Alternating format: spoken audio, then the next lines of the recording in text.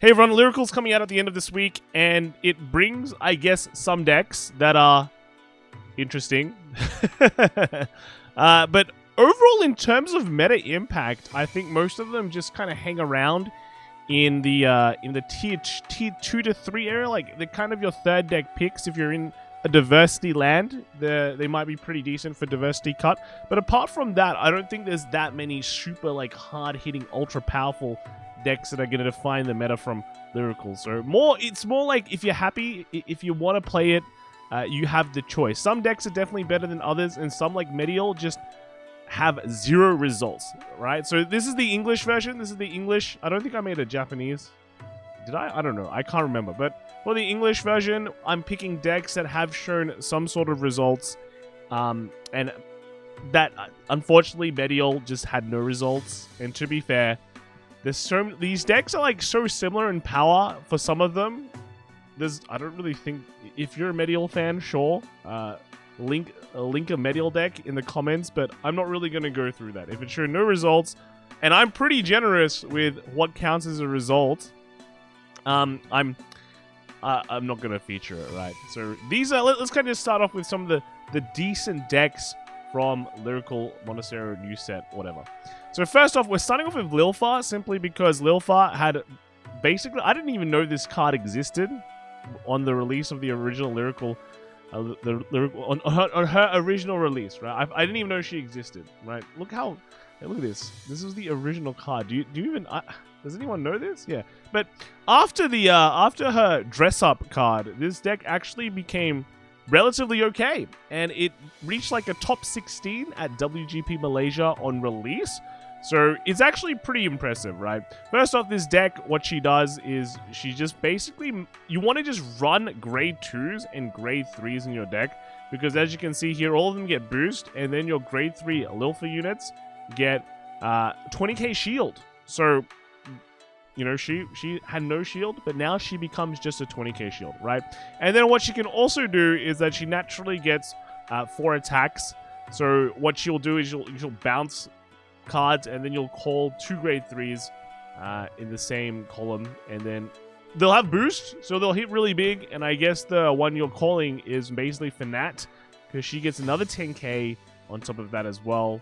So it's just really, really crazy numbers. And she can also bounce that card that's boosting her back at the end of the battle, right? So yeah, I think pretty simple. You get 4 attacks like that, and the rest of the deck is just good grade 2s and grade 3 utilities that help this deck out, right? Like we said before, this one is just, you know, extra shielding. But then you'll have cards like Avernus, which will let you it's just consistency engine, right? Everything to help the deck. And then I guess we should mention this one, this Fluidity. So when you think about it, when you bounce a column, you're actually bouncing a bunch of stuff. So now you can kind of use her effect, which when your other Regard is returned to hand by your grade 3 or greater Vanguard ability, you can put this card into the sword and draw a card, and then you choose up to 1 grade 3 card from your hand and call it to an open Regard circle. So that's how you can even stretch this to 5 attack. So yeah, that's kind of the basics of the deck. It didn't really see that much more tops after the first WGP in Malaysia. I think some of the Singaporeans were also playing at their WGPs, and I think they went like X3 or so. I think they just missed out on top cut. But yeah, this one actually showed some results, which is all right, right? Which is cool to see. The next deck we'll see is the Absolute Zero one. This one is also quite interesting. This made a few tops as well at several tournaments. Basically, what she does, Sagitar, she's like a built-in Honolly, if you know what Honolly is. But it just forces your opponent, you and your opponent, to pay a cost, which is discard a card on the 4th attack or more. Honolly's 5, right? My 5th attack. But yeah. So after the 4th attack, your opponent has to discard a card when they want to attack. But luckily for you, you have extra things to kind of get around that. So you have an Energy Blast 4 effect that lets you get an extra drive and 10k. And then if your card will be discarded once per turn by a card's ability, like this one, you can CB1 and draw a card. So yeah, you can make that 4th attack yourself. You'll have to discard something, but it turns into a hand filter, which is okay. The rest of the deck is kind of filled with a lot of generics. You're going to see a really reoccurring thing is that the generics, right? You see, wow, this deck has a lot of generics. Yeah, right? You have the Stragers, you have the Energy Cyclers, you have Yuikas, and you have, what was the name? Franchettes, because they're just really good generic cards. Bermuda has really good generic cards, and you just want to put them in. The other support that this deck runs is, I think this is the 4th attacker, right? So with Arca, when she gets discarded from hand during her turn, she can Energy Charge 1, which kind of offsets the Energy Blast 4 from Sagitta's effect. Also, she activates in the drop zone, where when your absolute 0 Vanguard attacks, you can, if you don't have a unit with her name there, you can just call out. So that's how you kind of make that 4th attack. And then when she attacks, she can get like 10k. So that's pretty much it. This deck is actually slightly more different than the other decks that you'll probably see of absolute 0, in that although her skill makes you want to play slower, you can actually just rush pretty hard, because they're running the Jewel engine, this Ruby engine with Straga. So she'll be able to just kind of call a field, ideally, and then you can just kind of beat down your opponent as soon as possible to kind of push damage. This one came top, I think it topped several times. But there's other things you can run, like there's a counter charger, as far as I remember, and yeah. You just have to cut some generics for that, right? Next we have is Vert. This is another Prism. Unfortunately, this deck doesn't work with all Prism at all, so you just have to pretty much run straight up Vert. Vert has an inbuilt 4 attack engine with the CB1 at the second effect, and then a first effect can kind of make a lot of power, right? Which is kind of nice, like nice front row powers, pretty good. So yeah. You make 4 attacks, front row gets power, and then you can kind of combo this off with, again, lots of generics. Yuikas can bounce front rows, and then you have Floaties as well that can force a 5th attack by calling things to open slots that you open up with, you know, the Franchettes and the Yuikas. So yeah, lots of generics. Just kind of generics plus engine makes the deck, right? And since everything has kind of 4-ish attacks, run some Floaties to try and get out that 5th attack. Yeah. Next here is Coral. So Coral, this deck, you're running a lot of Corals because Coral requires Corals in the Soul. So I just said a lot of Corals, but this is why you see there is 3x of the OG starter Coral that literally does nothing except be a Coral. But then otherwise, yeah, Coral herself, she gets a lot of power, inbuilt 4 attacks, and then as you can see, for every two Corals in your Soul, it gets plus your front row gets 5k, right? You get plus 5k. This is not a red text though, so yeah, that's a bit not great. And then she can also get a crit, right? So that's nice. That's nice. With the first effect to put Corals into Soul, you have to, depending on the Coral that you put in, you get different effects. So if you put in the grade 2 Coral, you get to draw a card, and Regard gets plus 5k, and you get an Energy Charge 1, because you do Energy Blast 4 with Coral, so this kind of offsets that. But then if you put in the grade 1 Coral, your Vanguard gets plus 5k, and then if your opponent's grade 3 or greater, she gets triple drive. So these kind of like replace themselves in a way. Well, to be fair, the Coral OG skill kind of replaces itself, but that by putting in specific Corals like those ones, they give you extra pluses, which is nice. The rest of the cards are generally just all Coral support. Nothing really that is, yeah, just all Coral support pretty much. No generics for this deck. I guess the most generics you're seeing is just a lot of this, the Vibrant Symphonies. Actually, 3 of this Blitz order being run. You can probably cut this down lower, or even just cut like the Sanctitude, just putting a normal PG, so you're not having conflicting Blitz orders, right? But 30k shield, just nice defensive, good thing to have. This one came top 8 at Fukuoka. Coral is actually surprisingly bulky because you do have nice defensive cards, like she gives, well, she has extra power, but also extra defense, so 10k is pretty good, and grabs Corals. And then this one also can get a bunch of Corals as well, just depending on how many Coral cards are in your Soul. You get really fat, and then you just have the round it out with a nice counter charger. So that's pretty good. Next we have is Lutetia. So Lutetia got a nice buff in that now, well, we have PRs that came out that made it better, but we also have good cards now. So before, when you looked at a Lutetia deck, you go, we have her, we have the Bread Girl, we have Lutetia, we have our Orders, and boom, that is the entire deck. But now we actually have some good support as well. So let's talk about the new Letitia. This one lets you... It's kind of similar in a way that it's just a restander, but now you get to not lose drives when you reach 6. There's a new 6 condition, right? New 6 conditions that lets you do twin drive, which is really nice. And then on play, she lets you get another cursed play order. So it just kind of keeps that consistency, keeps on adding cursed play cards into your hand, which is very, very cool. And then, in a way, her front row also gets bigger now because your front... you can see there, she gets a con skill that has front row plus 10k. So yeah, that's pretty good. She can hit hard, hit big, restand, right? Restand. The Overlord of Lyrical, right? But now some of her, like, support cards are also pretty good. So this one is from the new set. When you get discarded, if you have a Letitia hand, you can draw a card, which is good, right? That's why we don't need to run Energy Cyclers, because we have her. And then here, the second effect is in the drop. When you play a Cursed Play order during your turn, you can CB1, just call it out and get 5k. So you will always have beaters, which is nice. It's assuring. It's assuring. And then we also have another support. This is from set 4 here as well. This is one of the older ones. This one makes your Cursed Play is more consistent. And then, you know, she's a boost. So just put it, like, slide it behind, 10k boost. Very cool. Very cool. Very nice skill to have.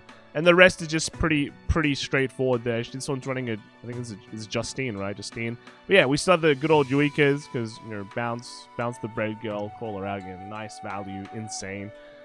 Yeah. And this one came 3rd place in Osaka. So it did very, very well. Next we have is Kyoka. Kyoka, I think a lot of people have been hyping up quite a lot, and so far I think it's going okay. It's like going okay. This specific build came top 8 in Osaka, so it's definitely doing pretty fine. With this one, ever since we got the second magazine, right? The second magazine for Kyoka, it's been pretty good, right? I think one of the weaknesses of this deck back then was that it only had 1 magazine, but now you have 2. So when you have the second, it's like Ava getting the second decent research. The deck kind of works. Kyoka herself, she is pretty insane. So when you've played a magazine this turn, all your front row regards get 5k. But if your opponent's grade through a greater, all your units with Kyoka in the card name can attack from the back row center column. So that's like 4 attacks built in, and then they get 5k as well. And then the act effect lets you Soul Blast 1 or Energy Blast 2.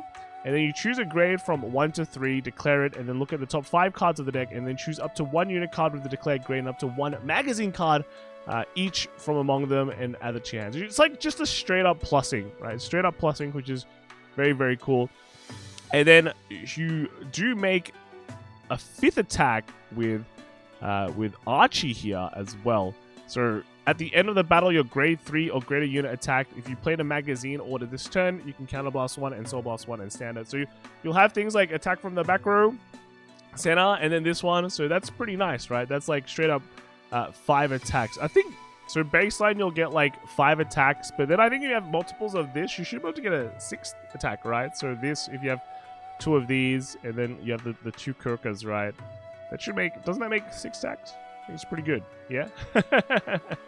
Yeah, that's pretty nice, yeah? Next we have is Michu. This is also one of the high-performing decks from this set. This is the Takasaki 2nd place deck.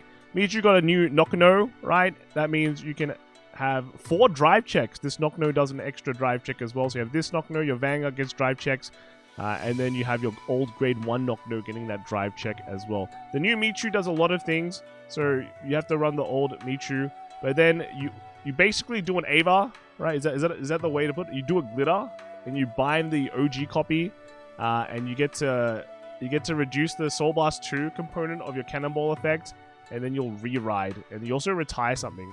And the Cannonball effect also lets you retire. So you have like a lot of retiring and then a lot of drive checking, which is pretty good, right? Drive checking, retiring, that's a lot of pressure, and then your opponent loses cards on the field, so it gets hard to replace them. But that's pretty much just the main idea of the deck. Just those 4 drive checks, call it a day, pretty cool. And then you have the Yuikas and all that. Lastly, the last deck we're going to feature here is Hazereet. So this is just from locals, right? So I dig through locals and I found 1 Hazereet list. Meanwhile, 0 Medial lists. That's just how sad Medial is. But yeah, Hazereet list here. What does Hazereet do? She is kind of interesting, I have to say. It's Energy Blast 3. You choose up to 5 of your normal unit reguards, and until the end of turn, they get At the end of the battle, this unit attacked, you draw a card and put the unit on the bottom of the deck and plus 2k. So your bottom deck stuff, and then you kind of replace them in your hand, and then you trigger a bunch of other effects too. And then her second effect is at the beginning of your battle phase, you Soul Blast 1 until the end of turn, all your units with Hazery in their card names. And then this is pretty annoying to say, but all the grade 3 units with original power of 12,000 or less, grade 2 units with 9k or less, and grade 1 with original 7k or less can attack from the back row and get plus 5,000. So basically, you have baseline vanilla powers for each grade. If you're lower than that, you can attack from the back row and you get 5k, which means you run a bunch of cards that are lower power, which is kind of sucky, right? It's kind of sucky, which is not great.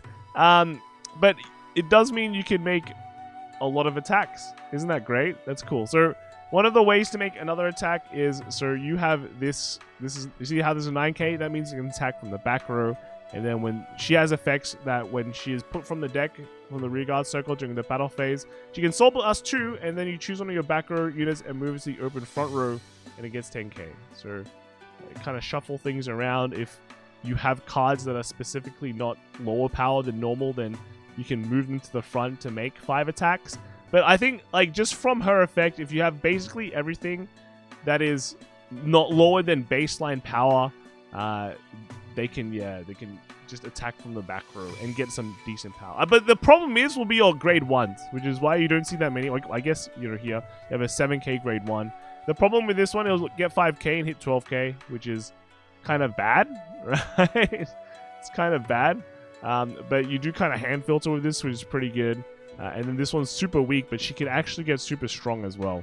So she gets 5k until the end of turn when your reguard is put to the bottom of your deck.